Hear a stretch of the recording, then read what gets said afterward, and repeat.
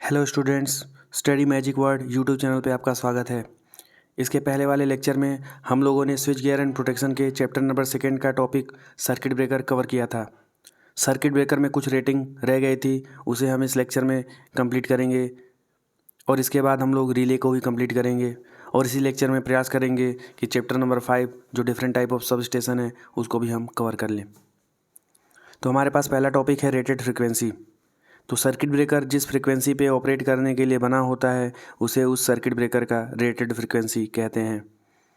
Next topic है हमारे पास operating sequence, जिसे हम ड्यूटी साइकिल के नाम से भी जानते हैं। ड्यूटी साइकिल का मतलब हमारा सर्किट ब्रेकर फॉल्ट कंडीशन में किस स्पीड से परफॉर्म करता है या किस स्पीड पे परफॉर्म करने के लिए बना होता है। हम जानते हैं कि सर्किट ब्रेकर रिले से जब एक्चुएटिंग सिग्नल मिलता है तभी ऑपरेट करता है। तो circuit breaker can operate as closing and opening under fault condition. It should follow sequence open and close. तो सर्किट ब्रेकर को ओपन और क्लोज का एक सीक्वेंस फॉलो करना पड़ता है। अब दो प्रकार के सर्किट ब्रेकर स्पीड के आधार पर पाए जाते हैं। पहला होता है non rapid auto closing operating sequence. ये एक होता है जो तेज़ी से ऑटोमेटिकली क्लोज नहीं होता है। इसको क्लोज होने में 3 मिनट का टाइम लगता है। मतलब फॉल्ट आने के बाद ये 3 मिनट के बाद ही सर्किट को क्लोज़ करेगा ऑटोमेटिक तरीके से। अगर आप मैनुअली क्लोज़ करना चाहते हो तो 3 मिनट से पहले जाकर मैनुअली सर्किट को क्लोज़ कर सकते हो, लेकिन ऑटोमेटिक कंडीशन में ये सर्किट जो नॉन रैपिड टाइप का है वो 3 मिनट के बाद ही सर्किट को क्लोज़ करेगा। नेक्स्ट आता है rapid auto closing operating sequence. इसमें क्या है, ये फॉल्ट आने के बाद जब सर्किट ब्रेकर ट्रिप करेगा तो उसके बाद ये 0.3 सेकेंड में ही सर्किट को पुनः रिक्लोज कर देगा। नेक्स्ट टॉपिक है हमारे पास rated short circuit breaking capacity. It is RMS of value of current which the circuit breaker is capable of breaking at given recovery voltage and under specified condition. तो ये current के RMS का वो मान होता है जो गिवन रिकवरी वोल्टेज पर सर्किट ब्रेकर के द्वारा ओपन करने में कैपेबल होता है। मतलब फॉल्ट कंडीशन में करंट का वो मान, करंट के मान का वो आरएमएस मान जो गिवन वोल्टेज पर सर्किट ब्रेकर ओपन करने में कैपेबल होता है। Breaking capacity is equal to होता है √3 multiplied by V into I into 10⁻⁻6 MVA। ये ध्यान से देख लीजिएगा, ब्रेकिंग कैपेसिटी के लिए यूनिट है हमारे पास MVA। मेकिंग कैपेसिटी किसे कहते हैं? Peak value of short circuit current during first half cycle of the current. ध्यान दीजिएगा, हमारे पास जब भी कोई फॉल्ट आता है तो फॉल्ट में ऐसे ट्रांजिएंट क्रिएट होता है। शुरुआती समय में हम देखते हैं तो जो हमारा शेप होता है थोड़ा ऊंचा होता है। तो मेकिंग कैपेसिटी में हम इसी की बात करेंगे। पहले हाफ साइकिल में, मतलब पहले वाले इस हाफ साइकिल में जो मैक्सिमम करंट की वैल्यू जाती है, इसी मैक्सिमम करंट की वैल्यू को हम लोग मेकिंग कैपेसिटी कहते हैं।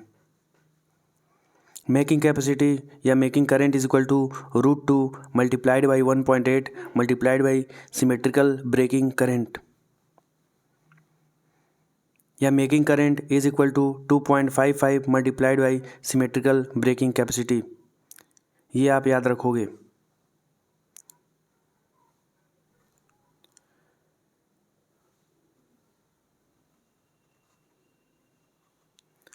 इस इक्वेशन को ध्यान में रखना है। Making current is equal to 2.55 into symmetrical breaking current. Short time rating क्या है?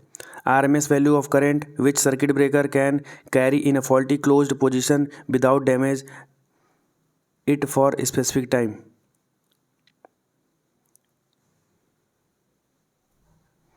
मतलब कितने समय तक हमारा circuit breaker short circuit current को अपने से होकर गुजार सकता है। समझने वाली बात यह है, अगर मान लो फॉल्ट कंडीशन में फॉल्ट करंट फ्लो हो रहा है और वो सर्किट ब्रेकर से होकर जा रहा है और सर्किट ब्रेकर से अगर एक लिमिट टाइम से ज़्यादा फॉल्ट करंट फ्लो हुआ तो सर्किट ब्रेकर में डैमेज हो सकता है। तो सर्किट ब्रेकर के लिए शॉर्ट टाइम रेटिंग का मतलब ये हो गया कि वो कितने समय के लिए अपने अंदर से होकर फॉल्ट करंट को गुजार सकता है। इसको हम किलो एम्पियर में एक्सप्रेस करते हैं, या फिर टाइम के प्रोस्पेक्टिव में देखें तो 1 सेकेंड और 3 सेकेंड इस तरीके से बोल सकते हैं। Normal current rating, normal value of RMS current which breaker can carry without significant rise in temperature. तो सर्किट ब्रेकर का जब कॉन्टैक्ट क्लोज होता है, मतलब मूविंग कॉन्टैक्ट और फिक्स्ड कॉन्टैक्ट जब क्लोज होता है तो उससे लगातार होकर सर्किट के करंट का फ्लो होता है। तो सर्किट के करंट का जो फ्लो होता है, कितने करंट को वो बिना डैमेज हुए अपने से कैरी कर सकता है या नॉर्मल तरीके से बिना टेम्परेचर में राइज के कैरी कर सकता है, उसे नॉर्मल करंट रेटिंग कहते हैं। अब हमारे पास नेक्स्ट टॉपिक आता है रिले। What is relay?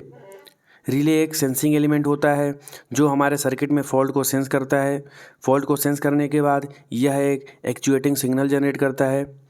इस एक्चुएटिंग सिग्नल को रिले सर्किट ब्रेकर को देता है और सर्किट ब्रेकर इस एक्चुएटिंग सिग्नल के कारण ट्रिप कर जाता है। अब नीचे एक डायग्राम दिखाया जा रहा है, इसको आप समझेंगे। यहाँ पे हमारा बस बार है,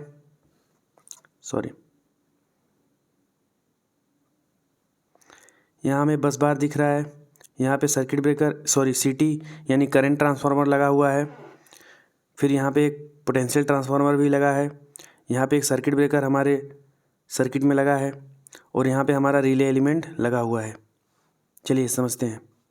अब होगा ये कि हमारे सर्किट में जो भी वोल्टेज है उसको पोटेंशियल ट्रांसफार्मर के थ्रू रिले में फीड करते हैं और जो भी करंट है उसको करंट ट्रांसफार्मर के थ्रू रिले में फीड करते हैं। अब अगर करंट या वोल्टेज में कोई भी एबनॉर्मल कंडीशन आती है तो हमारा करंट ट्रांसफार्मर और पोटेंशियल ट्रांसफार्मर उस वोल्टेज या करंट को रिले में फीड करेगा। रिले उस फॉल्ट को सेंस करेगा, सेंस करने के बाद यहाँ से एक कॉन्टैक्ट किए क्लोज कर देगा। कॉन्टैक्ट क्लोज होते ही यहाँ से ये जो सर्किट है ये क्लोज हो जाएगी। क्लोज होने पे जो हमारा ट्रिप कॉइल है ये एनर्जाइज हो जाएगा। ट्रिप कॉइल एनर्जाइज होते ही ये एक सिग्नल भेजेगा सर्किट ब्रेकर को और सर्किट ब्रेकर यहाँ से ओपन हो जाता है। तो ये हमारा वर्किंग हो गया रिले टू सर्किट ब्रेकर।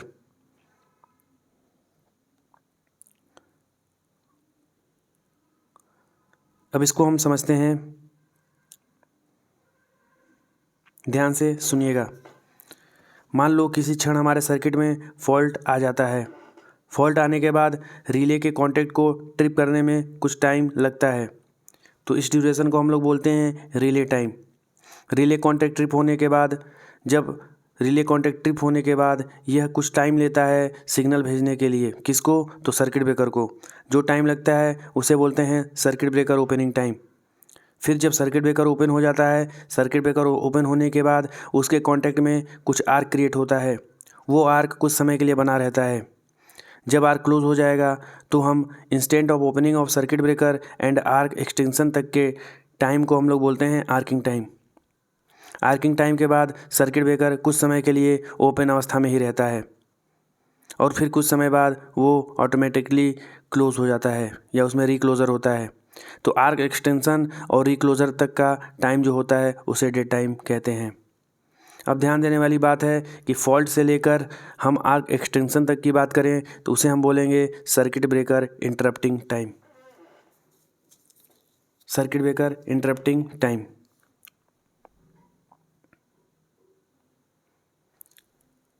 ध्यान दीजिएगा, फॉल्ट से आर्क एक्सटेंशन तक का टाइम जो होता है वो फॉल्ट क्लियरिंग टाइम होता है और हमारे रिले कॉन्टैक्ट को ट्रिप करने से लेकर आर्क एक्सटेंशन तक का जो टाइम होता है उसे सर्किट ब्रेकर इंटरप्टिंग टाइम कहते हैं।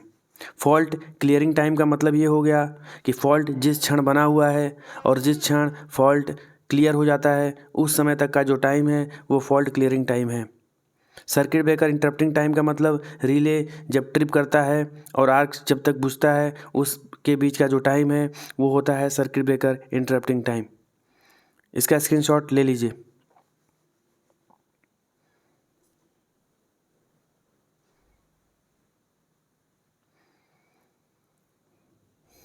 अब हम देखते हैं एक्स्ट्रा हाई EHV। EHV का मतलब क्या है? EHV का मतलब होता है extra high voltage line. Extra high voltage line में जो फॉल्ट आता है वो ज़्यादातर 80% केसेस में बिजली के गिरने के कारण आता है। बिजली के गिरने पे ये फॉल्ट कुछ माइक्रो सेकेंड के लिए बना रहता है, शॉर्ट ड्यूरेशन के लिए, उसके बाद ऑटोमेटिकली ये चला जाता है।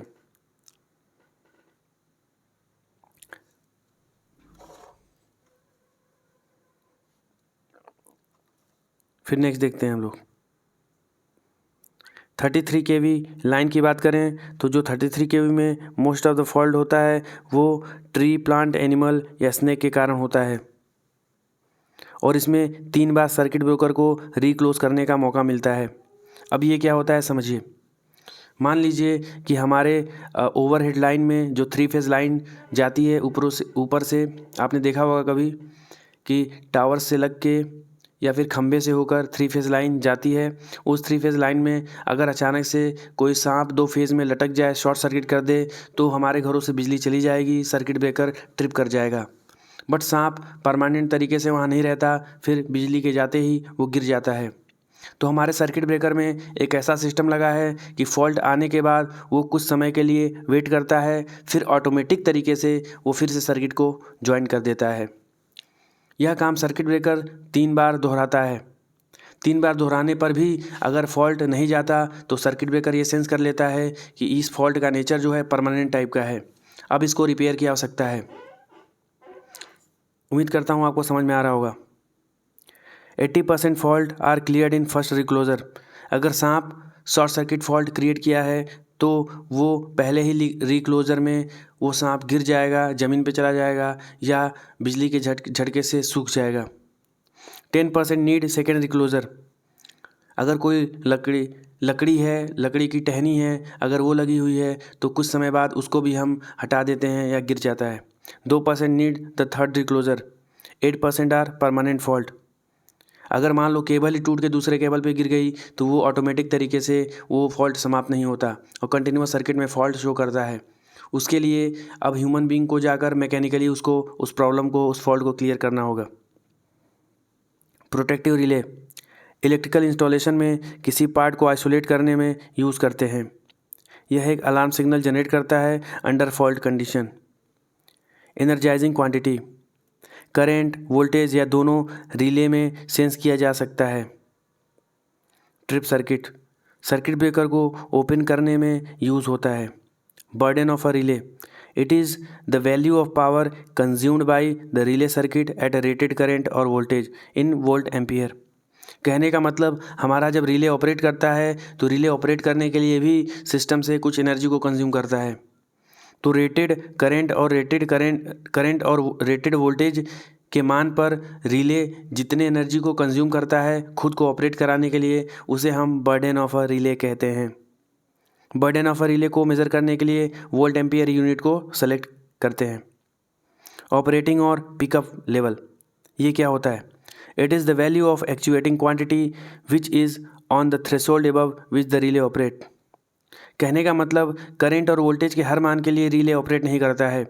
एक निश्चित मान से ऊपर करंट का मान बढ़ेगा या एक निश्चित मान से ऊपर वोल्टेज का मान बढ़ेगा तब जाके रिले हमारा सेंस करता है। तो उसी निश्चित मान को हम बोलते हैं ऑपरेटिंग और पिकअप लेवल, जिस पे वो पिकअप करेगा। ड्रॉप आउट और reset level value of actuating quantity below which a relay opens is contact. कहने का मतलब फॉल्ट आने के बाद रिले ने फॉल्ट को सेंस किया और सर्किट ब्रेकर को ओपन कर दिया। अब क्या होगा? नॉर्मल कंडीशन में करंट की वैल्यू अगर एक नॉर्मल वैल्यू से नीचे चली जाती है तो रिले इसको भी सेंस करता है और फिर से सर्किट ब्रेकर को क्लोज कर देगा। Reset ratio equal to reset value upon में पिकअप वैल्यू। अब हमारे पास जो रिले होता है वो कई प्रकार के हो सकते हैं। रिले को अगर इलेक्ट्रोमैग्नेट अट्रैक्शन टाइप में डिवाइड करें तो अट्रैक्टेड आर्मेचर टाइप में डिवाइड कर सकते हैं और सोलेनॉइड टाइप में देख सकते हैं। नेक्स्ट हमारे पास है इलेक्ट्रोमैग्नेटिक इंडक्शन टाइप। जो इलेक्ट्रोमैग्नेटिक इंडक्शन टाइप रिले है वो केवल एसी में ऑपरेट करता है। फिर नेक्स्ट है हमारे पास इलेक्ट्रोडायनेमिक टाइप। तो इलेक्ट्रोडायनेमिक टाइप जो हमारे पास रिले होता है वो केवल डीसी में ऑपरेट करेगा। नेक्स्ट टाइप हमारे पास है electrothermal type. Electrothermal type AC और डीसी दोनों में वर्क करता है। नेक्स्ट है हमारे पास फिजियो इलेक्ट्रिक टाइप, या फिर इसका एक एग्जांपल है बुकोल्ज रिले। फिर इसके बाद हम स्टैटिक रिले की बात करते हैं। स्टैटिक रिले में ट्रांजिस्टर और एम्पलीफायर यूज़ किया जाता है। According to connection of sensing element, relay दो प्रकार के हो सकते हैं, प्राइमरी रिले और सेकेंडरी रिले। प्राइमरी रिले में लो वोल्टेज साइड में इसको कनेक्ट किया जाता है। Secondary relay high voltage supply में कनेक्ट किया जाता है।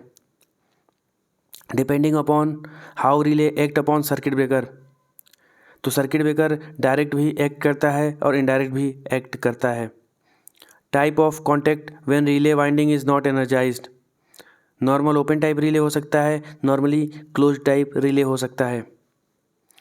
According to application, over voltage over current over power relay हो सकता है, under voltage under current relay हो सकता है, डिस्टेंस रिले हो सकता है, डायरेक्शनल रिले हो सकता है, डिफरेंशियल रिले भी हो सकता है। According to time characteristics, instantaneous relay हो सकता है जो बिल्कुल फॉल्ट आने की कंडीशन की दशा में बिल्कुल ही कम समय में ऑपरेट करेगा। ये 0.2 सेकेंड से कम समय लेता है ऑपरेट करने के लिए या एक्चुएटिंग सिग्नल जनरेट करने के लिए। Definite time lag relay, operating time independent of magnitude of quantity causing operation. Definite time lag relay का मतलब ये होता है कि इस रिले को ऑपरेट करने का टाइम फिक्स होता है, भले ही फॉल्ट करंट का मान ज़्यादा हो या कम हो। फॉल्ट करंट का मान कितना भी होगा ये अपने निश्चित समय में ही ऑपरेट करेगा, मतलब फॉल्ट आने के कुछ समय बाद ऑपरेट करेगा और वो कुछ समय निश्चित होता है, फिक्स होता है।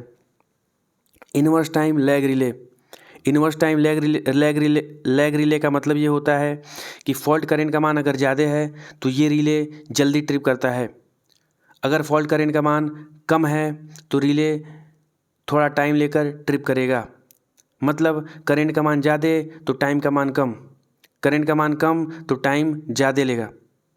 नेक्स्ट आता है inverse definite time lag relay, inversely proportional for small values of operating quantity and tend to be definite minimum time as value increases without limit. तो inverse definite time lag relay में ये होता है कि ये छोटे मान के फॉल्ट करंट के लिए ये इनवर्स रिले की तरीके से वर्क करेगा जो हमने पहले पढ़ा था, जो था इनवर्स टाइम लैग रिले।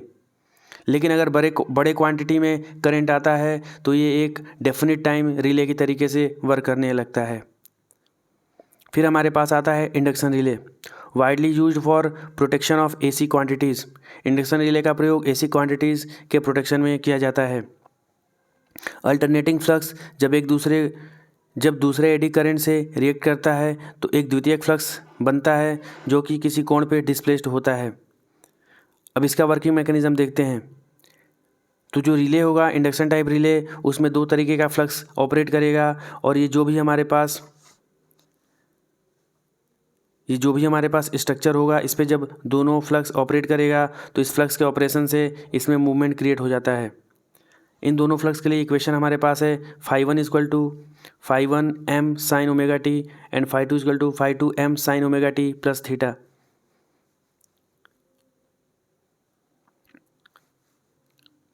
अब हमारे पास नेक्स्ट है इंपॉर्टेंट टॉपिक आ जाता है non directional induction over current relay. तो इसमें क्या होता है, इसके कंस्ट्रक्शन को देखते हैं। इसमें एक अपर मैग्नेट और लोअर मैग्नेट लगा होता है, इसका स्क्रीनशॉट आप ले सकते हो। इसमें एक अपर मैग्नेट है और एक लोअर मैग्नेट है। अपर मैग्नेट में प्राइमरी वाइंडिंग लगी रहती है, प्राइमरी वाइंडिंग को करंट ट्रांसफार्मर से कनेक्ट किए रहते हैं। और इसी प्राइमरी वाइंडिंग के नीचे देखेंगे तो एक और वाइंडिंग लगी हुई है जो सेकेंडरी वाइंडिंग से सीरीज में कनेक्टेड है। मैं आपको दिखाना चाहूँगा यहाँ से यहाँ से प्राइमरी वाइंडिंग कनेक्टेड है और ये वाइंडिंग यहाँ से ऐसे कनेक्टेड है, यहाँ से सीटी से सप्लाई आ रही है। और फिर हम नीचे अगर नीचे देखते हैं तो इसी के जस्ट नीचे इसी आर्म पे एक और वाइंडिंग लगी हुई है। ये वाइंडिंग हमारे प्राइमरी वाइंडिंग से कनेक्टेड है और वो भी किस क्रम में, सीरीज़ क्रम में कनेक्टेड है। आई होप ये क्लियर हुआ होगा। अब इसके वर्किंग को देखते हैं। सबसे पहले करंट ट्रांसफार्मर से जो सिग्नल आएगा वो प्राइमरी वाइंडिंग में एक फ्लक्स जनरेट करता है। जब प्राइमरी वाइंडिंग में एक फ्लक्स जनरेट करेगा तो ये प्राइमरी वाइंडिंग में जनरेट फ्लक्स इस दूसरे वाले वाइंडिंग को भी कट करता है। अब इस वाइंडिंग को कट करने पर इसमें भी एक फ्लक्स बनता है जो φ2 होगा। अब ये फ्लक्स φ1 जो जनरेट कर रहा है, अब इससे क्या होगा, इस phi 2 के द्वारा इस वाइंडिंग में एक करंट फ्लो होने लगेगा इंडक्शन के थ्रू। हम लोगों ने ट्रांसफार्मर को पढ़ा है। ट्रांसफार्मर में क्या होता है, प्राइमरी वाइंडिंग में सप्लाई देते हैं और उससे एक अल्टरनेटिंग फ्लक्स बनता है जो सेकेंडरी वाइंडिंग को कट करता है, जिससे सेकेंडरी वाइंडिंग में भी एक फ्लक्स इंड्यूस होता है और उस फ्लक्स के कारण एक ईएमएफ भी बनने लगता है। उसी प्रकार से इसमें इस प्राइमरी वाइंडिंग में फ्लक्स बनने के कारण यही फ्लक्स इस वाले वाइंडिंग को कट करेगा और इस वाइंडिंग में भी एक ईएमएफ बनेगा, जिससे कि इसमें करंट फ्लो करने लगता है। अब ये करंट फ्लो करने के कारण यहाँ पे भी वाइंडिंग है, यहाँ पे भी वाइंडिंग है, तो एक फ्लक्स यहाँ से भी बनता है जो phi 2 है। CT से मिलने वाले फ्लक्स phi 1 और यहाँ से बनने वाले फ्लक्स phi 2 के रिएक्शन के फलस्वरूप एक टॉर्क जनरेट होगा और वो टॉर्क हमारे रिले को मूव कराने लगता है। रिले को कैसे मूव कराएगा, तो बीच में एक डिस्क लगा हुआ है। आपने पहले एनर्जी मीटर पढ़ा होगा, एनर्जी मीटर में भी एक डिस्क लगा रहता था। इस डिस्क पे यहाँ से phi 1 का काम कर रहा है और यहाँ से phi 2 एक्ट कर रहा है और दोनों फ्लक्स के प्रभाव में ये डिस्क रोटेट करेगा और इसके रोटेशन से ही हमको सिग्नल मिलेगा और रिले ट्रिप करता है। अब नेक्स्ट देखते हैं हम लोग।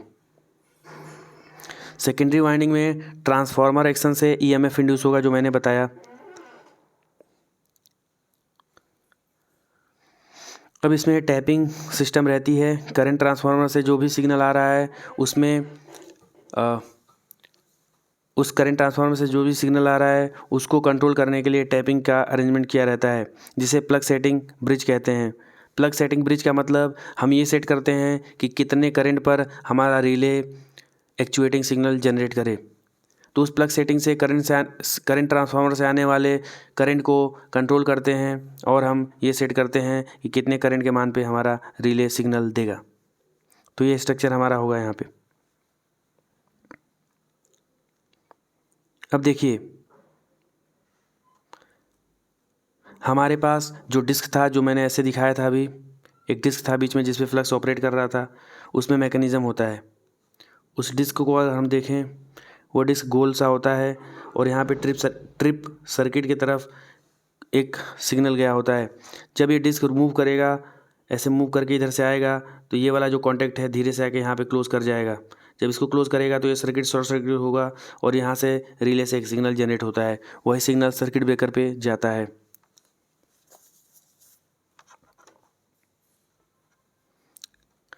अब पिकअप करंट की बात करते हैं।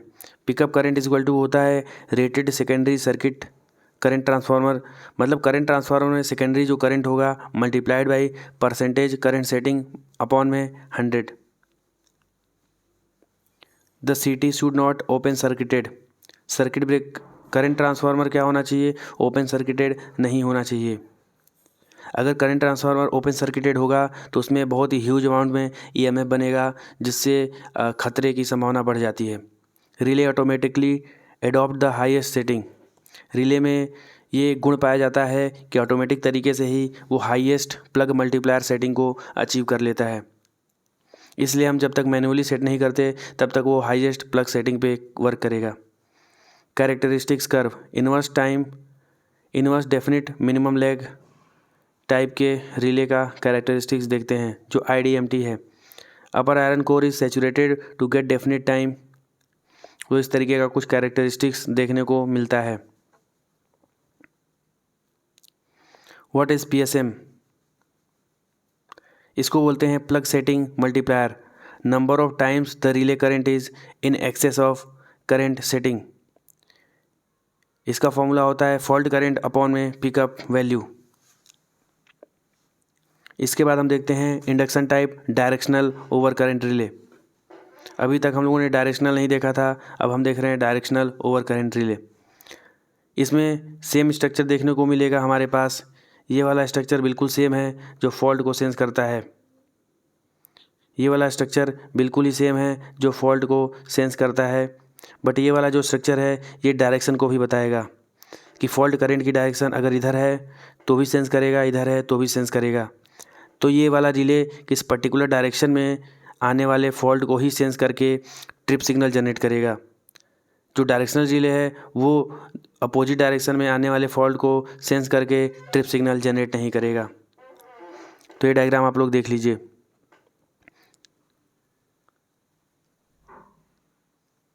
इसमें इसको बोलते हैं डायरेक्शनल एलिमेंट, और ये हमारा होता है पहले वाला एलिमेंट जो हमने पहले पढ़ा हुआ है। देखो ये पहले जैसा ही स्ट्रक्चर है, इसमें CT से सप्लाई आ रही है, फिर यही सप्लाई देखो सेकेंडरी से यहाँ से कनेक्टेड है, जो भी पहले हमने पढ़ा था ओवर करंट रिले। लेकिन ये एलिमेंट क्या बनाएगा, ये एलिमेंट बताता है डायरेक्शन के बारे में। डायरेक्शनल एलिमेंट, इसमें अपर मैग्नेट एवं लोअर मैग्नेट होता है।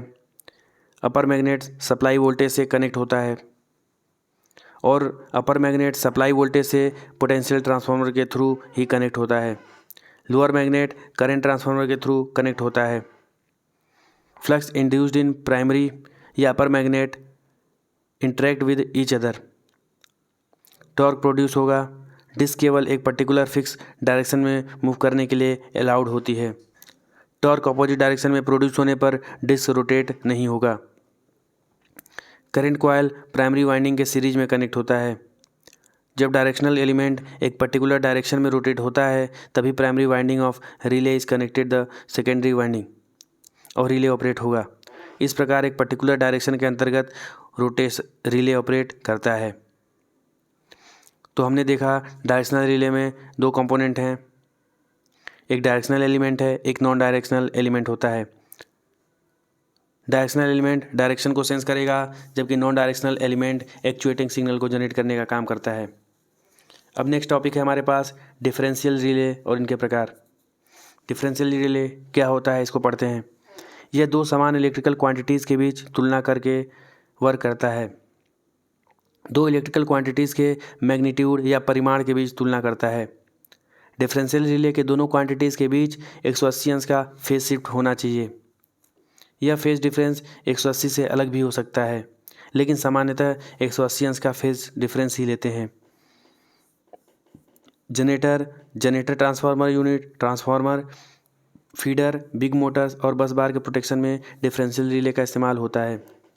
चलिए हम इसके मैकेनिज्म को देखते हैं। यहाँ ध्यान से देखिए, यहाँ पे एक कंडक्टर वायर हमको दिख रहा है। इस वायर में इस जोन को हमको प्रोटेक्ट करना है, मतलब यहाँ पे कोई फॉल्ट आया तो इसको हमको प्रोटेक्ट करके सेंस करना होगा। तो ये डिफरेंशियल रिले क्या करेगा, ये इंटरनल फॉल्ट को प्रोटेक्ट करने के इस्तेमाल में आता है। अगर इस दायरे के बाहर, मतलब इधर अगर कोई फॉल्ट हो जाए तो उसको सेंस नहीं कर पाएगा, इधर अगर कोई फॉल्ट हो जाए तो इसको भी सेंस नहीं कर पाता है। लेकिन ये प्रोटेक्टेड जोन में अगर कोई फॉल्ट आए तो इसको ये सेंस करेगा। ये कैसे सेंस करता है, देखिए।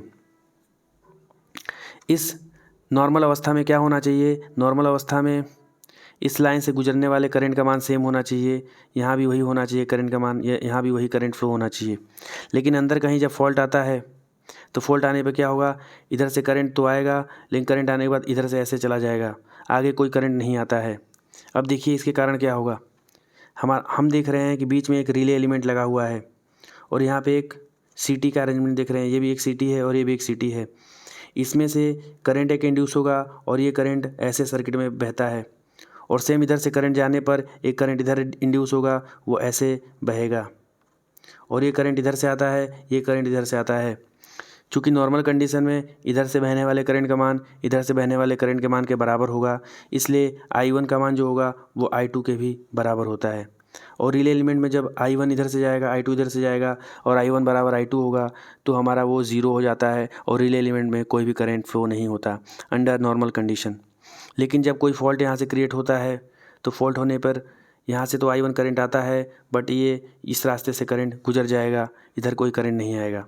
अर्थात यहाँ से I1 करंट तो आएगा, बट यहाँ से I2 करंट नहीं फ्लो होता है, और रिले में एक रिजल्टेंट I1 करंट फ्लो होने लगेगा।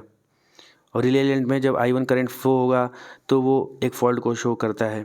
इस तरीके से डिफरेंशियल रिले हमारे दो जोन्स में करंट में आने वाले डिफरेंस को मेजर करके कैलकुलेट कर लेते हैं। अब देखिए, I1 is equal to I2, relay element get 0 resultant and relay will not operate. For external fault क्या होता है, एक्सटर्नल फॉल्ट में भी I1 बराबर I2 ही होगा, क्योंकि हम देख रहे हैं कि एक्सटर्नल फॉल्ट में क्या हो रहा है। यहाँ पे फॉल्ट आने पर जो करंट इधर से आएगा ये ड्रॉ करेगा, फॉल्ट इधर से आएगा, ये करंट इधर से आएगा और करंट अब इधर से रास्ते में जाएगा। तो एक्सटर्नल फॉल्ट के लिए भी इसमें जितना करंट फ्लो हो रहा है वही करंट इसमें फ्लो होगा, तो भी रिले में कोई सिग्नल जनरेट नहीं होगा। इसलिए हम कहते हैं कि डिफरेंशियल रिले एक्सटर्नल फॉल्ट में प्रोटेक्शन प्रोवाइड नहीं करेगा, ये केवल इंटरनल फॉल्ट के कंडीशन में ही प्रोटेक्शन देता है। तो इसलिए हमने देखा कि एक्सटर्नल फॉल्ट में भी I1 इक्वल टू I2 है और रिले में करंट 0 और रिले विल नॉट ऑपरेट। अब हम देखते हैं इंटरनल फॉल्ट की कंडीशन में, जिसे हमने पढ़ा। इंटरनल फॉल्ट में यहाँ पे फॉल्ट आया तो यहाँ से I1 करंट आने पर ये I1 करंट यहाँ तक तो आया, लेकिन इस फॉल्ट वाले डायरेक्शन से चला गया, यहाँ से कोई करंट नहीं फ्लो हुआ। अब क्या होगा, इधर से जो करंट का डिफरेंस होगा वो बना होगा। अब जब करंट का डिफरेंस यहाँ बनेगा तो उस डिफरेंस को रिले सेंस करेगा और सिग्नल को जनरेट कर देता है। 3 फेज सिस्टम में 3 तरीके से डिफरेंशियल रिले को हम इस्तेमाल कर सकते हैं तीनों फेज में। अब problem in differential relay system देखते हैं। Difference in length we use adjustable registers. Differential relay में क्या होगा कि जो वायर का लेंथ है उसका रेजिस्टेंस के कारण करंट में कुछ डिफरेंस क्रिएट हो सकता है। वायर के लेंथ के कारण जो डिफरेंस क्रिएट होगा उसको मैनेज करना पड़ेगा। 2 CTs are required and accurate characteristics is not possible. तो 2 करंट ट्रांसफार्मर की आवश्यकता होती है और वो सेम कैरेक्टरिस्टिक्स के होने चाहिए। अब देखते हैं स्टैटिक रिले के बारे में। स्टैटिक रिले का ये ब्लॉक डायग्राम है। इसमें सबसे पहले हम देखते हैं ये डायग्राम, एग्ज़ाम में अगर क्वेश्चन आता है तो ये डायग्राम आपको बनाना होगा। इसमें यहाँ पे देख रहे हैं, यहाँ पे दिख रहा है सेकेंडरी ऑफ CT और करंट ट्रांसफार्मर, या फिर PT की बात करेंगे पोटेंशियल ट्रांसफार्मर। यहाँ से एक्चुएटिंग क्वांटिटी मिलेगी रेक्टिफायर को। रेक्टिफायर ये सिग्नल देता है रिले मेजरिंग सर्किट को। रिले मेजरिंग सर्किट से जो सिग्नल है वो एम्पलीफायर में आता है। एम्पलीफायर के बाद यही आउटपुट डिवाइस में, और आउटपुट डिवाइस से टाइम ट्रिगर सर्किट में चला जाएगा। और ये सारे रिले जो मेजरिंग सर्किट है, एम्पलीफायर है या आउटपुट डिवाइस है, इसको यहाँ से DC सप्लाई हम दे देते हैं। तो ये हमारा ब्लॉक डायग्राम होगा स्टैटिक रिले का। स्टैटिक रिले में कोई भी मूविंग कंपोनेंट नहीं होता। अब स्टैटिक रिले का वर्किंग मैकेनिज्म देखते हैं। Input of current transformer is connected with transmission line. तो करंट ट्रांसफार्मर का जो प्राइमरी है वो ट्रांसमिशन लाइन से कनेक्ट होता है। Secondary is given to the rectifier, और सेकेंडरी को रेक्टिफायर से कनेक्ट किए रहते हैं। यहाँ ध्यान दीजिए, सेकेंडरी ऑफ करंट ट्रांसफार्मर या potential transformer is connected to the rectifier.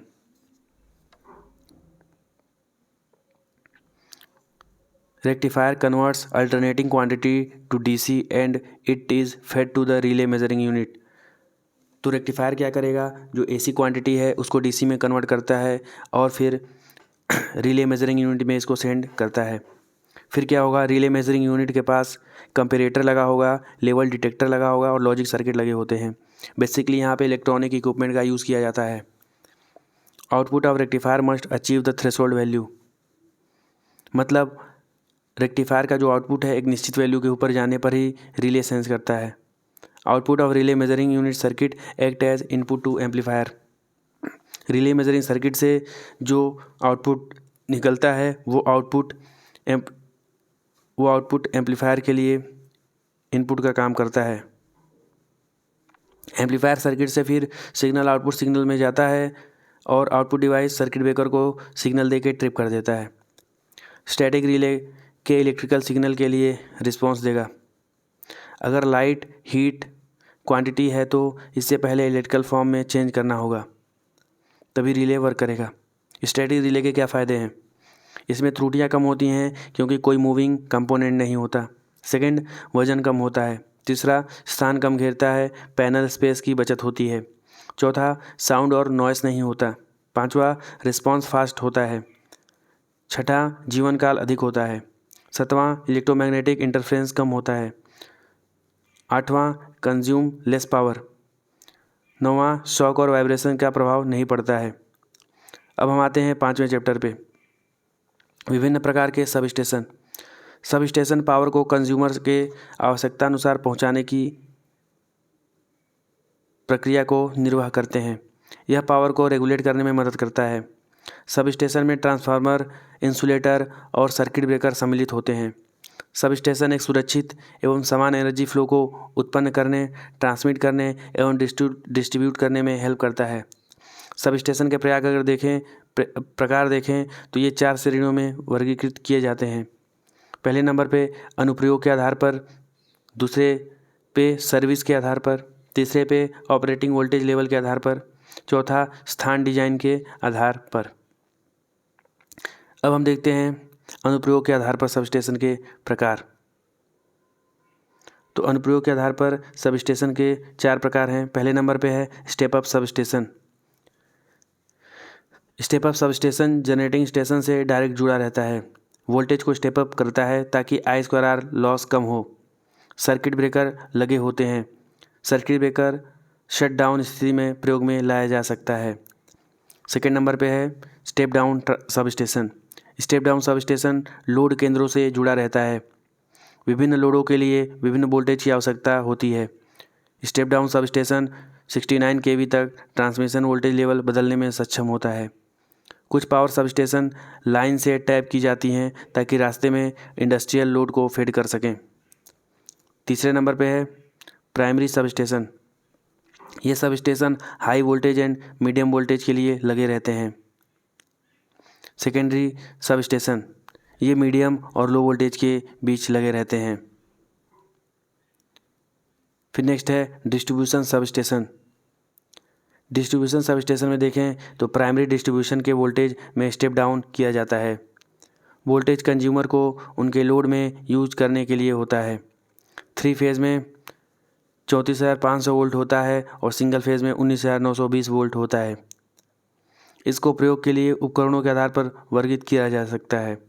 पहले नंबर पे है परंपरागत, दूसरे नंबर पे है एयर इंसुलेटर इक्विपमेंट के साथ इंडोर टाइप, तीसरे नंबर पे है SF6 गैस इंसुलेटेड सबस्टेशन, चौथे नंबर पे है गैस इंसुलेटेड इक्विपमेंट के साथ आउटडोर टाइप, पाँचवें नंबर पे है गैस इंसुलेटेड इक्विपमेंट के साथ इंडोर टाइप सबस्टेशन, फिर छठे नंबर पे है कंपोजिट सबस्टेशन या हाइब्रिड सबस्टेशन।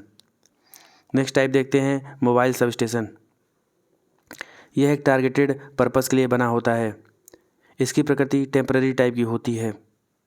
किसी सबस्टेशन में कंस्ट्रक्शन वर्क चल रहा है तो अंडर कंस्ट्रक्शन कंडीशन में मोबाइल सबस्टेशन को यूज़ करते हैं। मेंटेनेंस बहुत आसान होता है।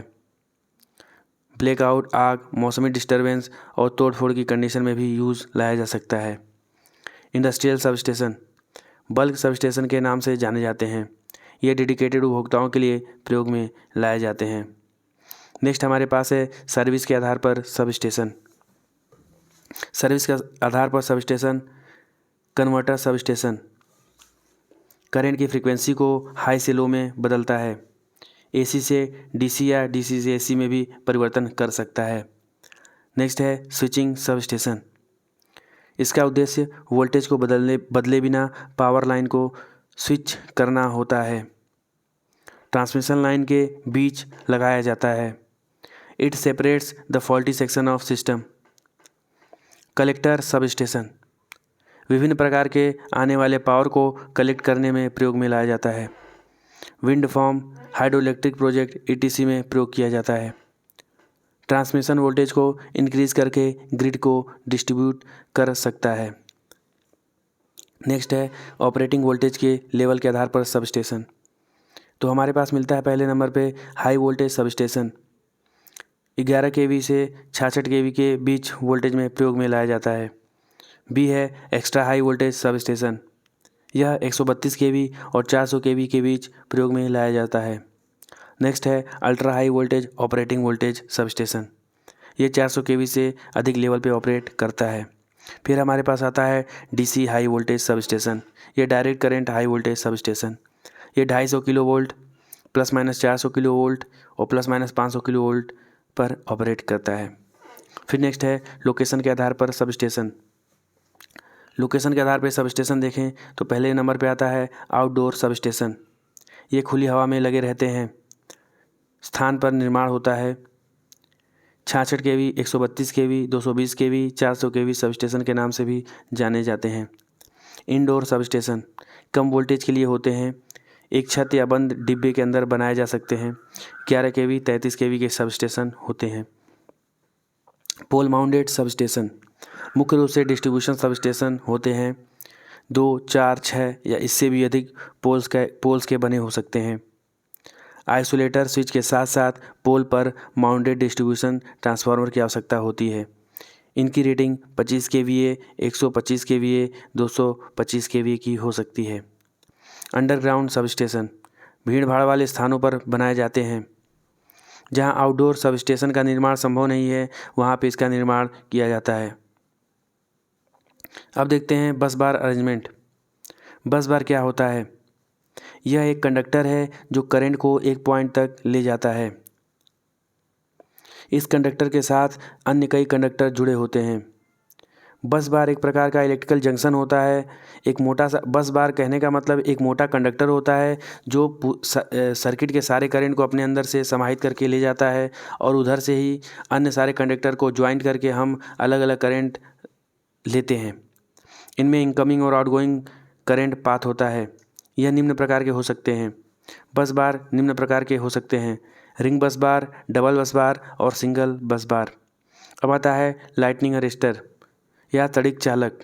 फर्स्ट कंपोनेंट के रूप में माना जाता है। इसका कार्य उपकरणों को हाई वोल्टेज से बचाना होता है। यह लाइन एवं अर्थ से जुड़े होते हैं। ये करंट को अर्थ की तरफ मोड़ने के लिए प्रयुक्त होते हैं। ये विभिन्न प्रकार के हो सकते हैं।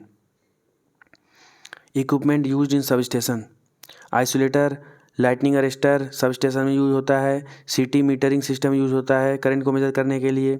स्टेप डाउन ट्रांसफार्मर है, कैपेसिटर बैंक है, सर्किट ब्रेकर और रिले भी यूज़ होते हैं। Battery emergency lightning relay system को ऑपरेट करने के लिए, ऑटोमेटेड सर्किट ब्रेकर को ऑपरेट करने के लिए प्रयोग में लाए जाते हैं। Battery bank DC circuit operate करने के लिए होता है। बैटरी 2 प्रकार की होती हैं: एसिड अल्कलाइन बैटरी और lead acid battery. Lead acid battery normally high voltage provide कराता है और बहुत ही इकोनॉमिकल होता है। मीटरिंग और इंडिकेशन इंस्ट्रूमेंट तो watt meter, volt meter, ammeter, power factor meter, kilowatt hour meter, volt ampere meter, kilovolt ampere resistive hour meter होता है। सब स्टेशन के उपकरणों का मेंटेनेंस: ट्रांसफार्मर, कैपेसिटर इत्यादि जैसे स्थिर उपकरणों को सर्किट ब्रेकर, मोटर आदि की तुलना में कम मेंटेनेंस की आवश्यकता होती है। 1 से 3 महीने के अंदर स्विच गियर को चेक करना चाहिए। सर्किट ब्रेकर के ऑपरेशन के बाद उसका निरीक्षण किया जाना चाहिए। सर्किट ब्रेकर को 6 महीने से ज़्यादा बंद नहीं रखना चाहिए। सर्किट ब्रेकर की साफ़ सफाई होती रहनी चाहिए। सब स्टेशन के प्रत्येक उपकरण एक कॉलम के साथ प्रदान किए जाते हैं। प्रत्येक प्रमुख उपकरण के लिए हिस्ट्री कार्ड होती है। हिस्ट्री कार्ड का मतलब वो उपकरण जब से ऑपरेट कर रहा है तब से उसमें कब कब फॉल्ट आया, कितना रिपेयर हुआ और किस कंपोनेंट में फॉल्ट अभी कुछ चल रहा है। अब हम देखते हैं लाइन रिएक्टर। इलेक्ट्रिकल चोक के रूप में माना जाता है। लाइन रिएक्टर इलेक्ट्रिकल चोक के रूप में माना जाता है। यह अचानक करंट के मान को बढ़ने से रोकता है ताकि पर्याप्त समय सर्किट ब्रेकर को मिले ताकि सर्किट ब्रेकर ट्रिप कर सके। ट्रांजिएंट से हमारे सर्किट की रक्षा करता है। ट्रांजिएंट मतलब अचानक से आने वाले फॉल्ट करंट से हमारे सर्किट की रक्षा करता है। ट्रांजिएंट ऐसे फॉल्ट होते हैं जो सर्किट में अचानक कुछ समय के लिए आते हैं और अपने आप चले जाते हैं। Type of line reactor. Line reactor के प्रकार: पहले नंबर पे है शंट रिएक्टर, दूसरे नंबर पे है करंट लिमिटिंग रिएक्टर, तीसरे नंबर पे है डैम्पिंग रिएक्टर, चौथे नंबर पे है ट्यूनिंग रिएक्टर, पाँचवें नंबर पे है अर्थिंग ट्रांसफार्मर, छठे नंबर पे है आर्क सस्पेंशन रिएक्टर और सातवें नंबर पे है smoothing reactor. Location of reactor की बात करें तो जनरेटर रिएक्टर हो सकता है, जैसा कि डायग्राम में देख रहे हो। ये रिएक्टर कहाँ लगा हुआ है? जनरेटिंग स्टेशन के जस्ट बाद लगा हुआ है, तो इसके लोकेशन के आधार पर इसको बोलते हैं जनरेटर रिएक्टर। इसको बोलते हैं जनरेटर रिएक्टर। नेक्स्ट हमारे पास है फीडर रिएक्टर। तो फीडर रिएक्टर में हम देख रहे हैं कि जो हमारा ये फीडर है, इस फीडर के ऊपर हमारा रिएक्टर लगा हुआ है, इसलिए इसे हम बोलते हैं फीडर रिएक्टर। नेक्स्ट हमारे पास है बस बार रिएक्टर। तो हमारे पास ये जो बस बार है, इस बस बार में बीच बीच में रिएक्टर लगा हुआ है, इसलिए पोजीशन के आधार पर इस रिएक्टर को बस बार रिएक्टर बोलते हैं। नेक्स्ट टॉपिक है हमारे पास इलेक्ट्रिकल ग्राउंडिंग। इलेक्ट्रिकल ग्राउंडिंग क्या करता है? वर्कर्स जो काम करते हैं साइट्स पे, उनको खतरे से बचाता है। इलेक्ट्रिकल सर्किट या उपकरण नगण्य रेजिस्टेंस के एक धातु कंडक्टर द्वारा अर्थ से कनेक्ट रहते हैं, इसी प्रक्रिया को ग्राउंडिंग कहते हैं। फॉल्ट की कंडीशन में अगर लाइव वायर टच हो जाए तो सारा करंट ग्राउंड में चला जाता है, यही अर्थिंग है। अर्थिंग दो प्रकार के हो सकते हैं, सिस्टम और न्यूट्रल ग्राउंडिंग या फिर अप्लायंस ग्राउंडिंग। न्यूट्रल ग्राउंडिंग क्या है? न्यूट्रल पॉइंट को अर्थ से सीधे या कुछ एलिमेंट्स के माध्यम से जोड़ने की प्रक्रिया को न्यूट्रल ग्राउंडिंग कहते हैं। न्यूट्रल ग्राउंडिंग की कितनी विधियाँ हैं? Solid grounding, resistance grounding, reactance grounding, Peterson coil grounding. Solid grounding, जहाँ सर्किट इम्पीडेंस हाई हो वहाँ पे सॉलिड ग्राउंडिंग का इस्तेमाल करते हैं। इसमें डायरेक्ट हम क्या करते हैं, एक कंडक्टर वायर के द्वारा सर्किट को अर्थ से जोड़ देते हैं। रेजिस्टेंस ग्राउंडिंग का उपयोग वहाँ करते हैं जहाँ पे जो हमारा सर्किट इस्तेमाल में हो रहा है उसका इम्पीडेंस लो हो, आर का मान बहुत ज़्यादा या बहुत कम नहीं होना चाहिए, इसका एक स्पेसिफिक मान हम यूज़ करते हैं। रिएक्टेंस ग्राउंडिंग, फॉल्ट को कंट्रोल करने के लिए रिएक्टेंस ग्राउंडिंग का प्रयोग करते हैं। नेक्स्ट हमारे पास टॉपिक है, ये इंपॉर्टेंट टॉपिक हो गया, बीटीई बोर्ड में पूछ सकता है कि गैस इंसुलेटेड सबस्टेशन के बारे में लिखिए, या आप जीआईएस से क्या समझते हैं, ये आपको तैयार करके जाना है। तैयार करके तो सब कंटेंट जाना है, लेकिन मैं एग्ज़ाम के समय में 10 दिन पहले कुछ इंपॉर्टेंट क्वेश्चंस का सीरीज़ लाऊंगा। तब तक के लिए मैराथन ही चल रहा है, इसको डिटेल में हम स्टडी नहीं कर रहे हैं, ये सारा आपको पढ़ना है। तो गैस इंसुलेटेड सबस्टेशन के बारे में पढ़ते हैं। यह हाई वोल्टेज सबस्टेशन होता है और इसको SF6 गैस के द्वारा इंसुलेटेड किया जाता है। इसको मेटालिक हाउसिंग में रखते हैं। वोल्टेज रेटिंग GIS के लिए 72.5 kV, 145 kV, 300 kV, 400 kV और इसके ऊपर भी हो सकता है। इसमें circuit breaker, isolator, current transformer, voltage transformer, earthing switch, metal housing में ही इनक्लोज रहते हैं। मतलब ये जो भी कंपोनेंट हैं सर्किट ब्रेकर से लेकर अर्थिंग स्विच तक, ये सारे मेटल हाउसिंग के अंदर ही रहते हैं। अब GIS की आवश्यकता क्यों पड़ी, गैस इंसुलेटेड सब स्टेशन की आवश्यकता क्यों पड़ी? कम स्पेस में रखा जा सकता है, प्रतिकूल वातावरणीय कंडीशन में अच्छा कार्य करता है, शहरों में बिल्डिंग में भी लगाया जा सकता है, अधिक ऊंचाई पर भी प्रयोग में लाया जा सकता है। अब हमारे पास गैस इंसुलेटेड सबस्टेशन की प्रॉपर्टीज़ क्या हैं? ये गुड इलेक्ट्रिकल इंसुलेशन प्रोवाइड कराता है, फेस टू ग्राउंड इंसुलेशन होता है, इसमें नॉन टॉक्सिक वेरी स्टेबल होता है, इसका लाइफ टाइम 800 से 3200 ईयर होता है, insulating property 3 time then air होता है, कलरलेस हेवियर देन एयर होता है, वाटर इंसॉल्युबल और नॉन इन्फ्लेमेबल होता है, मतलब आग लगने की संभावना बिल्कुल कम रहती है, बहुत ही कम स्पेस को यह ऑक्युपाई करता है, बहुत ही रिलायबल होता है, मेंटेनेंस फ्री होगा। डिसएडवांटेज क्या है गैस इंसुलेटेड सब स्टेशन का? इसकी कॉस्ट बहुत हाई होती है। Delivery of SF6 is difficult, मतलब SF6 गैस को एक स्थान से दूसरे स्थान तक पहुंचाना बहुत मुश्किल होता है। अब समझने वाली बात यह है कि जो गैस इंसुलेटेड सब स्टेशन होता है इसमें सल्फ़र हेक्साफ्लोराइड को ही यूज़ करते हैं। ये वही सल्फ़र हेक्साफ्लोराइड है जो SF6 सर्किट ब्रेकर में यूज़ हो रहा था।